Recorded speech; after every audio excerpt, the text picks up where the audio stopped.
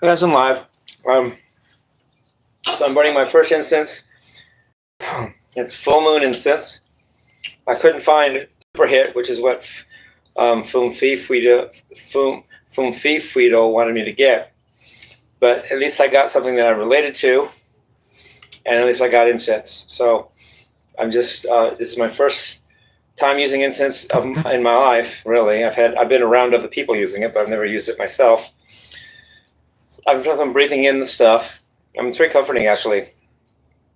I have it in my hand so that I can see it burning. I don't want to have it like on the side or whatever. So at least I'm holding it so I can see the flame in front of me. I'm not a what do they call it?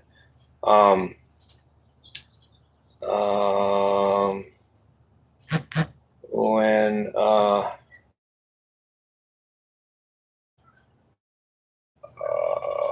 what do they call that?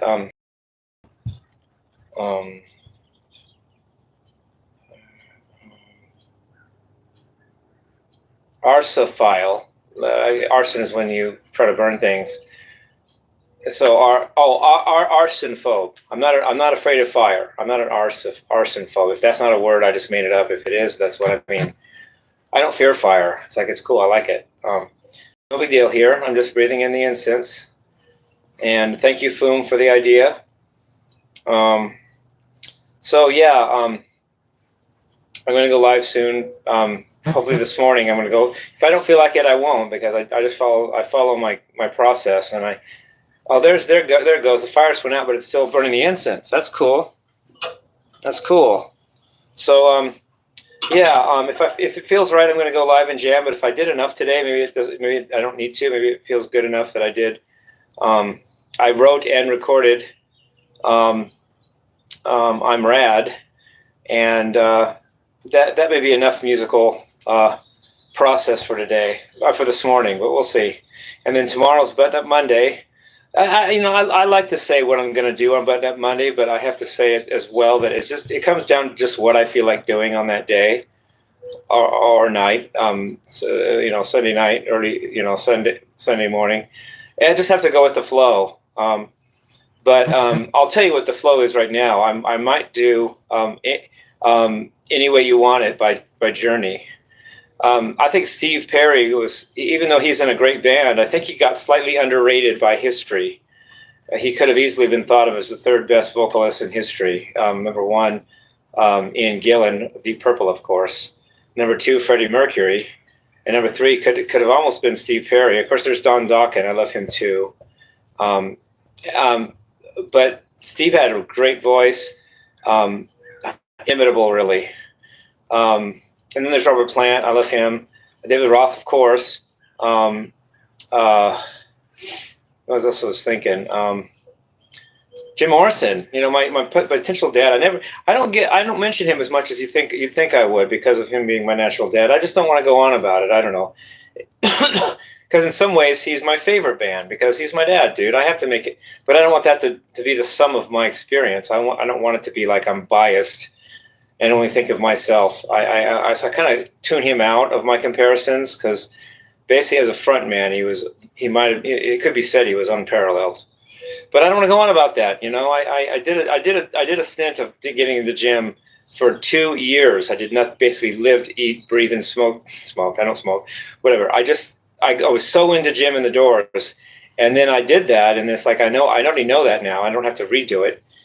In fact, this was around 2004. I even gained weight and grew a beard, just like Jim did before he died, just because I wanted to know what he experienced.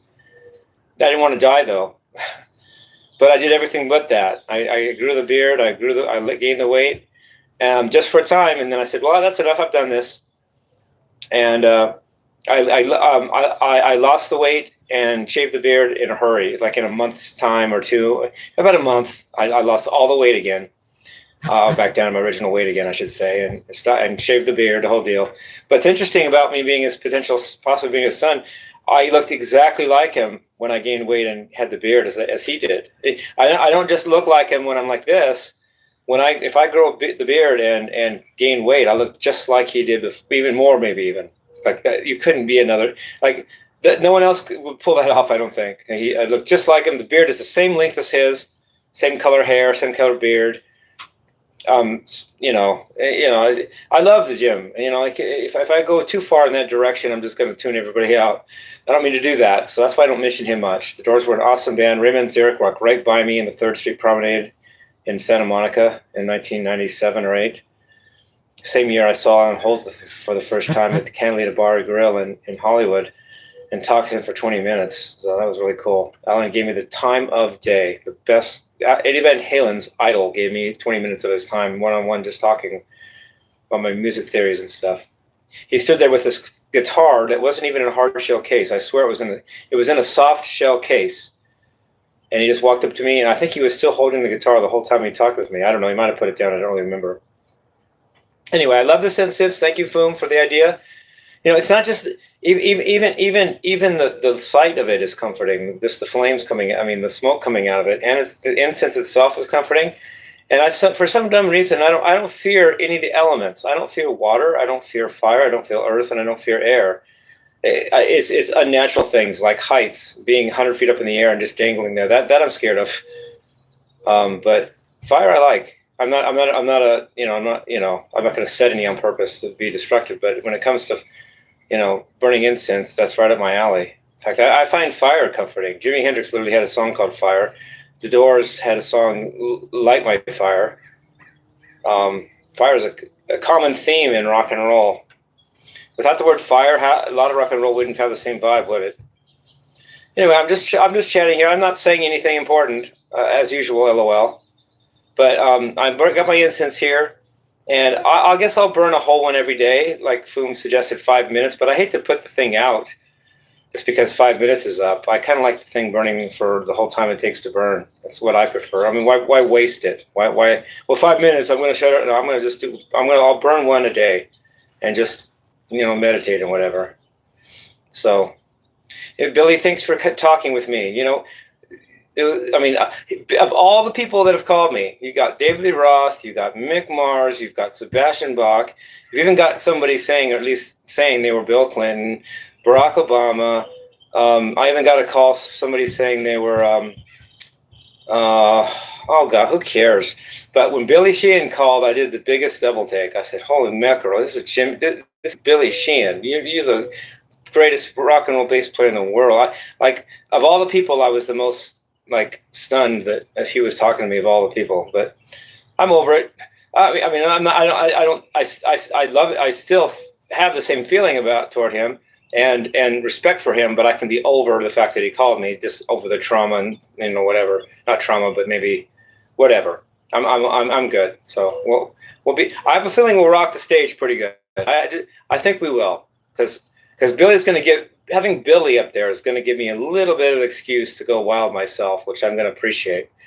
Not hog wild off the rails, but if Billy Sheehan's on stage and you're the guitar player, you better get your crap together, and you better turn some heads and rock the people. Otherwise, don't be on the stage with Billy Sheehan. That's how I feel, and that motivates me, if anything, and it's cool. I like it. I hate to say this about anybody else, but any other bass player but Billy wouldn't have that effect on me. I'd just say, well, okay, bass player for David Roth, that's nice. Let me play a lick here. But with Billy Sheehan on stage, dude, I'm gonna pull the stops out. That just pulled the stops out. I'm just gonna rock and roll, and nothing. Yeah, I think you guys get it. So I hope you guys like the song. I'm rad. I started writing the lyrics yesterday. I wrote the lyrics yesterday. All the lyrics I wrote yesterday. Today I did the music and the recording and put it on YouTube. Like I've said, it's when I enjoy the process. It's when I don't think too hard. It's when I just have fun that I actually do the best stuff. And the moderator is helping me with this. Haters may think that he has schemes for me and he took money from me and he has things up his sleeve for me. About, first of all, I don't believe that. Second of all, even if he did, which I don't believe, he still helps me in other ways. He's helping me discover, how to be a better songwriter. How to. He tells tips that he can see as an outsider that I don't always see. Like he told me yesterday, when you do a lead, Jimmie, imagine the rhythm part in your head. While you're playing the lead. Don't just pretend like there's nothing going behind you. In other words, play along to the song while you're playing your lead. Make it fit the song, not just be in the same key and notes go everywhere. So I tried that in I'm Rad. I heard the song in my head as I was soloing, not just, well, I'm in the same key, let me just go off and do whatever. I heard the song in my head while I was soloing on I'm Rad, and that's a new update. And another new update is I put a bridge in every song now. I put a bridge. It's like a C part. Abacab, the famous Genesis song, or maybe it's Phil Collins. I'm not sure if it's solo Phil Collins or Genesis, but Abacab is actually song structure. A part, B part, A part, C part, A part, B part. C part's the bridge. And I put a bridge in all my songs I write now. I will not write a song without a bridge. It just doesn't seem right. So today I did a bridge. And I'm Rad. I did a bridge. And then a lot of I do the bridge, and then usually from the bridge I go into the solo and then back into the song and the outro.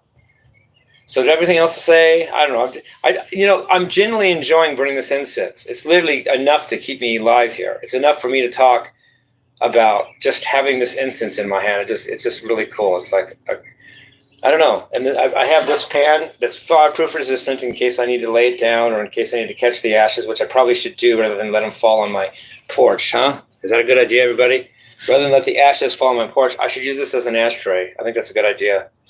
Like I have this, and I'm literally that's my Aspie. I'm so naive. I don't think of the obvious things in life. Like I'm just letting it drop on my porch while I have this. I should have thought, oh, why not put it in that? Well, I didn't think of that till later. Anyway, I love you guys. Peace, rock and roll.